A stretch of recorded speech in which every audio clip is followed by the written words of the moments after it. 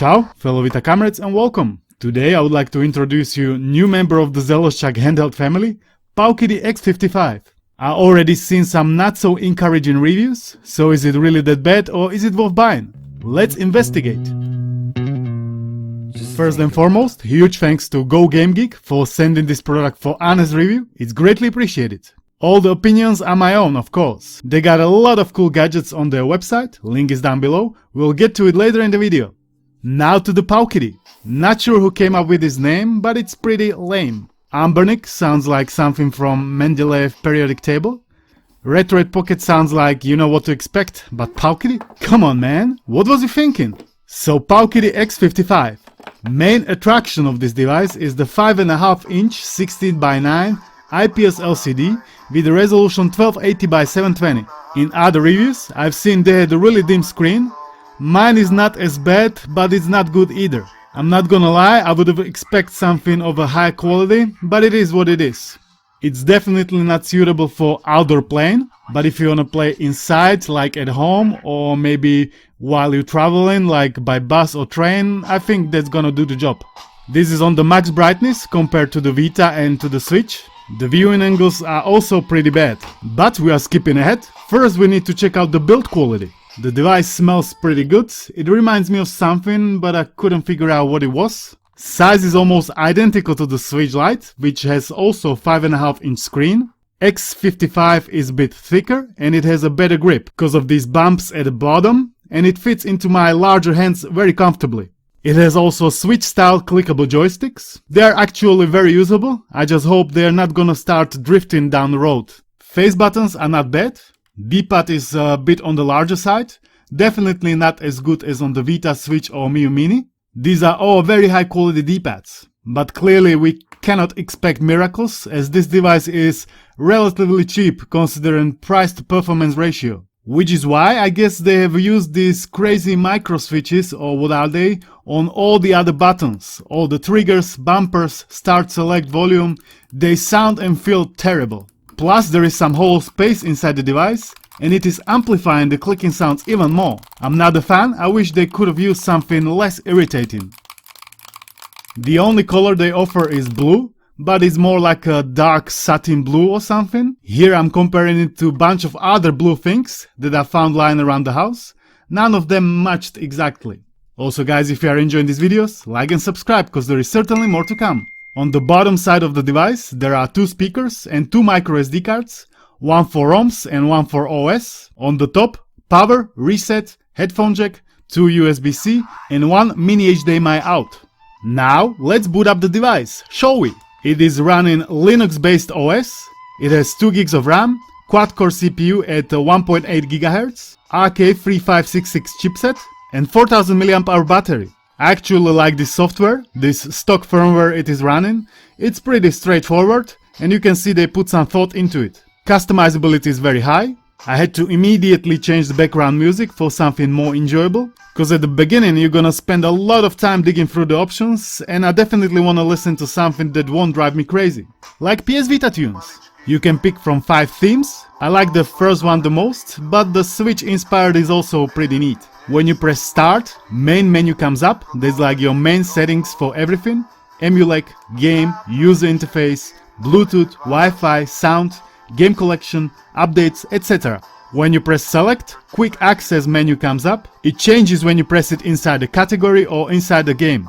There is a bunch of settings to play with. You can change aspect ratio, resolution. If the emulation isn't satisfying, you can change the core and see what happens. This is not a deep dive video, it is purely my first look, my first impressions of the whole X55 package. So let's get into emulation, what everybody is waiting for.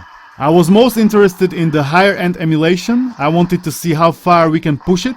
Dreamcast, PSP, Nintendo DS, N64, all the lower end emulation is running okay, SNES, NES, Game Boy Advance, Mega Drive, MAME. Let's begin with PSP emulation. It is actually pretty decent. You can play many not so demanding games around full speed. Need for Speed Most Wanted and other racing games. Ghost Rider, G.I. Joe, Grand Theft Auto Chinatown Wars, Vice City Stories, Assassin's Creed, Snoopy and the Red Baron, but don't expect to run Ghost of Sparta, Chains of Olympus or Midnight Club at full speed, cause those are the hardest to emulate.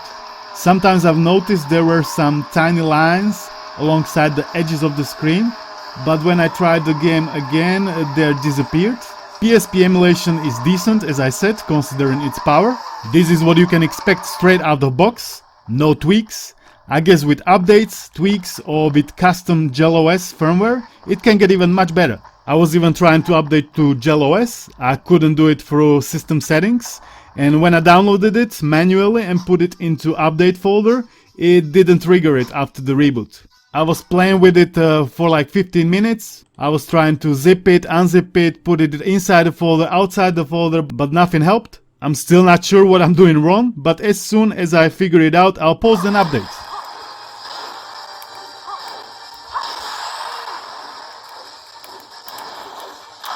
Whoa!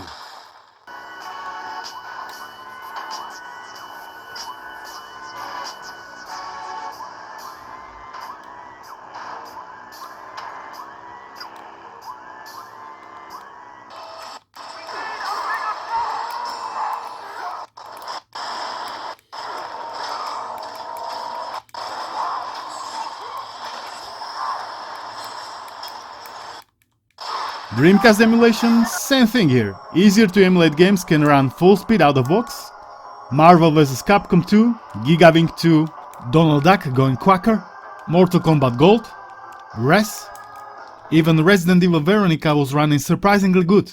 When I tried Soldier of Fortune or anything more demanding, it wasn't running at full speed, of course. Also, I've been trying to improve the emulation. I was changing the cores, and now I can only run it via Flycast SA. When I choose LibRetro Flycast Core, it is giving me errors, even though before it worked fine, and it also seemed to run a little bit better. Not sure what's wrong with it? Here is the error that's popping up.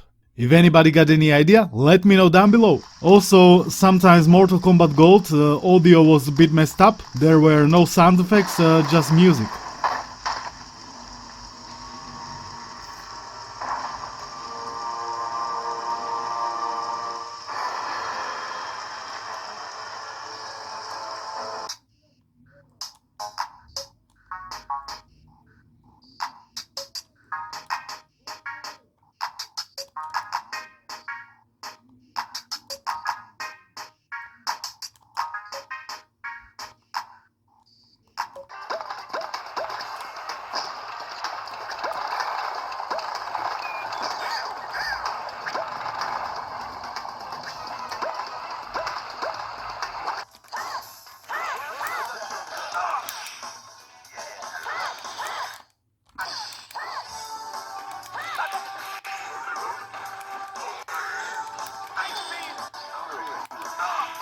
Nintendo DS Emulation via Drastic is also running surprisingly good.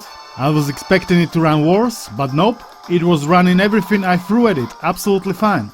There are plenty great DS games, however many of them requires the bottom screen touch input. If it is just in menus, no big deal. If it is in game, then it's a bit more tricky, but you can map it to right joystick and play it like that. It isn't ideal, but still quite fun to at least try out.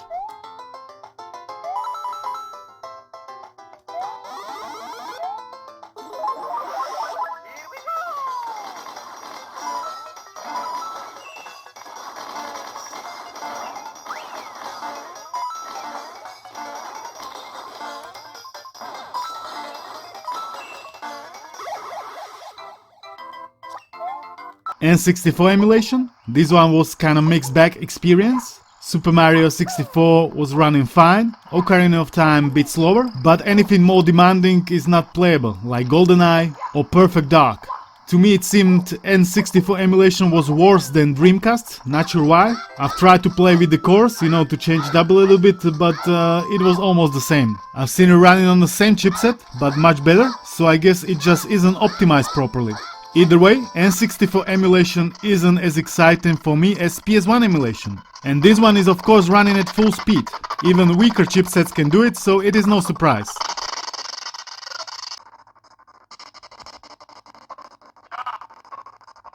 So now to my final thoughts about PowKiddy X55. What I like the big screen, I like the speakers, I also like the layout and the shape, and I especially like the open source nature that you can upgrade to custom firmware without any exploits. Well, I wasn't able to, but I like it anyway cause community always does better job than companies themselves. They often get lazy, whereas community never sleeps, and that never ceases to amaze me. What I don't like the triggers and the bumpers, and of course the screen, the main attraction, is average at best, I would say. That's pretty much it. Then I was thinking, who is this device exactly for? I mean, it isn't expensive, but it isn't cheap either. Right now they're selling it for $136, shipping included. For that money you can buy even Vita. X55 has 16:9 ratio LCD, so you'll end up with bezels around the screen for all the systems, or you will have it stretched or cropped, which certainly isn't for the purist. PS Vita is ideal for PSP and PS1 games, as well as for native Vita games and ports. And you can buy it even now on the used market for around $80. As you could have seen in my latest video. You just need to add SD to Vita and micro SD card and you are sorted for around $100. You can also emulate bunch of system, certainly not as good as on the PowKiddy X55, but at least you got access to the whole PSP library. So as always, you lose some, you gain some, nothing is perfect. Should you buy it then? Well, clearly, this is entirely up to you. You know what you are looking for and what trade-offs you are willing to take. My job consists of telling you my honest opinion, which I just did. In case you wanna buy it, check out GoGameGeek website. My affiliate link is down below. Right now it is for $135.99 with estimated shipping date 5 to 15th of May 2023. They got a lot of other, not just handhelds in there, for not that bad prices. They also do free global shipping, so the price you see is the price you pay.